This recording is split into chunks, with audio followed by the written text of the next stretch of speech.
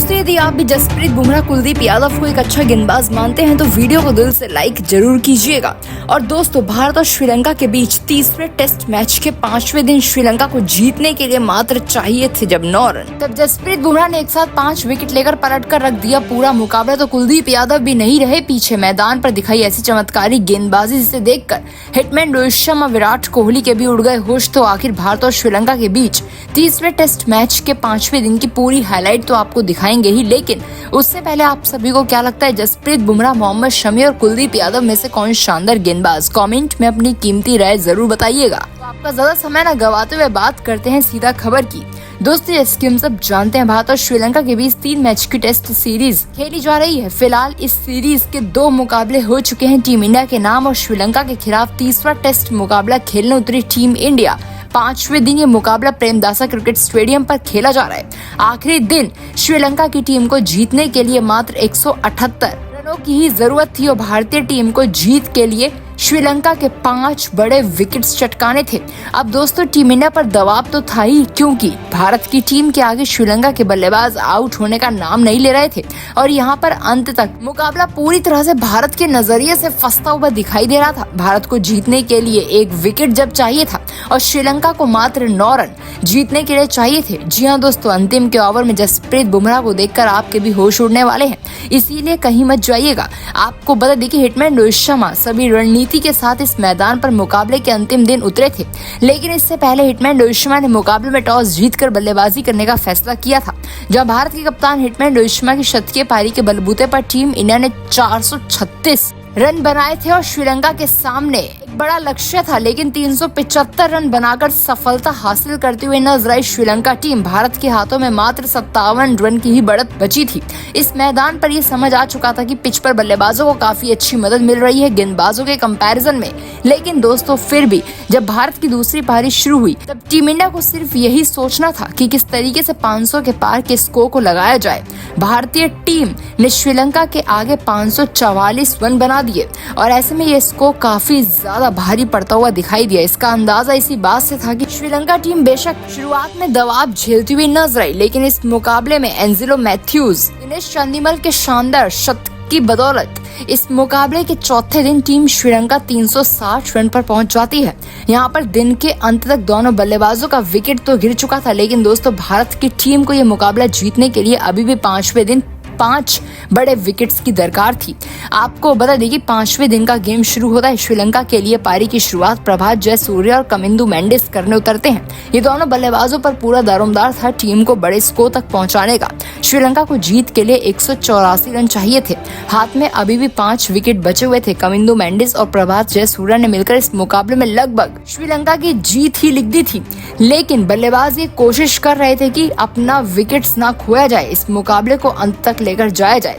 5वें दिन जो 90 ओवर का खेल मिल रहा है उसका फायदा उठाया जाए, लेकिन दोस्तों जसप्रीत बुमराह का एंकल मुड़ जाने के बाद वे दूसरी पारी में सिर्फ 1 ही ओवर डालकर रिटायर हर्ट हो गए थे।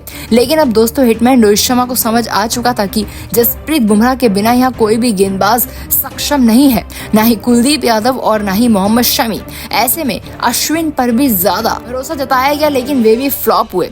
टीम को 184 रन बनाने थे। भारतीय टीम के ऊपर दबाव बनता जा रहा था, जिसके चलते जसप्रीत बुमराह को बुलाया गया। इस मैदान पर जसप्रीत बुमराह ने न सिर्फ स्कोर को रोकने का काम किया, बल्कि अपनी टीम को जीत की दहलीज पर ले जाते हुए जसप्रीत बुमराह ने कमिंदु मेंडिस का बड़ा विकेट ले लिया, जो कि 52 रन बनाकर आउट होते हैं। हालांकि कमिंदु मेंडिस के आउट होने के बाद धनंजय द सिल्वा और प्रभात जयसूर्या के बीच साझेदारी आगे बढ़ती हुई नजर आई, लेकिन विराम लगाने का काम एक बार फिर से करते हुए नजर आए। जसप्रीत बुमराह ने 38वें ओवर की छठी गेंद पर धनंजय द सिल्वा को आउट कर दिया। मात्र 2 रन बनाकर आउट होते हैं और इस मुकाबले में अब तक श्रीलंका टीम ने अपने 7 बड़े विकेट्स गंवा दिए थे। भारत की टीम लगभग वापसी कर चुकी थी। अब 3 बल्लेबाजों को आउट करना भारत के लिए कोई खास बड़ी बात नहीं होने वाला था, क्योंकि बल्लेबाजी क्रम निचले बल्लेबाजों पर जाकर काफी ज्यादा डगमगाता हुआ नजर आता है श्रीलंका का। श्रीलंका टीम भारत के सामने फ्लॉप प्रदर्शन करते हुए नजर आई। यहाँ गेंदबाजों ने साबित कर दिया, जहाँ जसप्रीत बुमराह एक छोर से विकेट्स निकालने का काम कर रहे थे, वहीं दूसरी ओर से उनका साथ हालांकि कोई और नहीं दे पा रहा था। आपको बता दें कि खामियाजा भुगतते हुए नजर आई टीम इंडिया। अश्विन ने खूब रन दिए और प्रभात जयसूर्या इस मुकाबले में 74 रन पर पहुंच गए। श्रीलंका की टीम अब फिर से दहलीज पर खड़ी हो चुकी थी।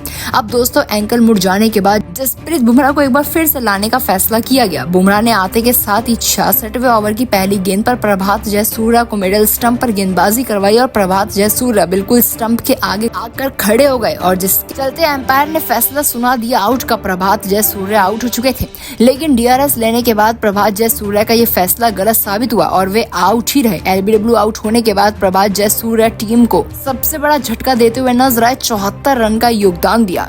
यहाँ से श्रीलंका टीम को जीत के लिए 56 रनों की दरकार थी और टीम इंडिया को मात्र 2 ही विकेट चाहिए थे। भारत को मैच जीतने के लिए अब 2 विकेट्स किसी भी तरह से निकालने थे। कुलदीप यादव, जसप्रीत बुमराह, मोहम्मद शमी और अश्विन के ऊपर पूरा भरोसा जताया गया, लेकिन अब 19 रन बन चुके थे और टीम को जीत के लिए 37 रनों की दरकार थी। अब भारत को मैच जीतने के लिए 1 ही विकेट चाहिए था। मुकाबला पूरी तरह से फंस चुका था, जहां हर एक गेंद के बाद हिटमैन रोहित शर्मा जाकर जसप्रीत बुमराह से बात कर रहे थे कि किस लाइन और लेंथ के साथ गेंदबाजी करानी है कि विकेट हासिल हो जाए। आपको बता दें कि अश्विता, फर्नांडो और लहिरू कुमारा मिलकर स्कोर को धीमे धीमे आगे बढ़ा रहे थे और नजदीक पहुंचा रहे थे। दोनों बल्लेबाजों के बीच 20 रनों की साझेदारी भी हो चुकी थी। अब श्रीलंका को मैच जीतने के लिए मात्र 17 रन की ही दरकार थी। विकेट मिलने का नाम नहीं ले रहा था और श्रीलंका के खिलाफ भारत की रणनीति भी काम नहीं आ रही थी। हिटमैन रोहित शर्मा ने नई रणनीति बनाई, खिलाड़ियों को 30 यार्ड के अंदर ही रख दिया। दोनों खिलाड़ी बाउंड्री के बाहर खड़े थे और दोस्तों बल्लेबाजों पर प्रेशर आ चुका था। एक रन फूंक कर बनाया जा रहा था। अब इसको काफी नजदीक पहुंच चुका था। 8 रन टीम को चाहिए थे। साझेदारी काफी तेजी से आगे बढ़ रही थी। हिटमैन रोहित शर्मा ने आखिरकार जसप्रीत बुमराह को एक और ओवर करवाने के लिए बुलाया। जसप्रीत बुमराह इंजरी होने के बावजूद इस मुकाबले को संभालते हुए पूरी कोशिश करते हुए नजर आए। जसप्रीत बुमराह ने आखिरकार आखिरी विकेट श्रीलंका की टीम का निकाल ही लिया, जिसके चलते श्रीलंका टीम ने इस मुकाबले को गवा दिया।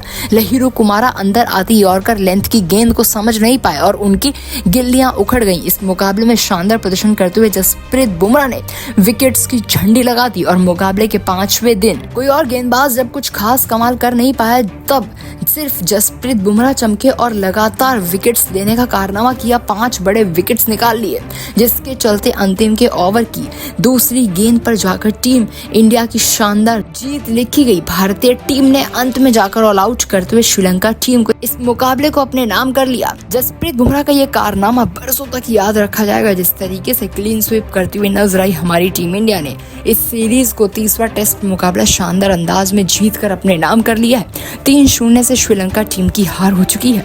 ऐसे में दोस्तों आप जसप्रीत बुमराह की घातक गेंदबाजी के लिए क्या कहना चाहेंगे? कुलदीप यादव, मोहम्मद शमी और अश्विन जहां फ्लॉप हुए, वहां जसप्रीत बुमराह के इस प्रदर्शन को 10 में से आप स्केल पर देंगे कितने अंक? कमेंट में अपनी राय जरूर बताएं। यदि आप भी जसप्रीत बुमराह के फैन हैं तो वीडियो को लाइक करें। मिलते हैं एक और नई वीडियो के साथ, जब तक के लिए जय हिंद, जय भारत।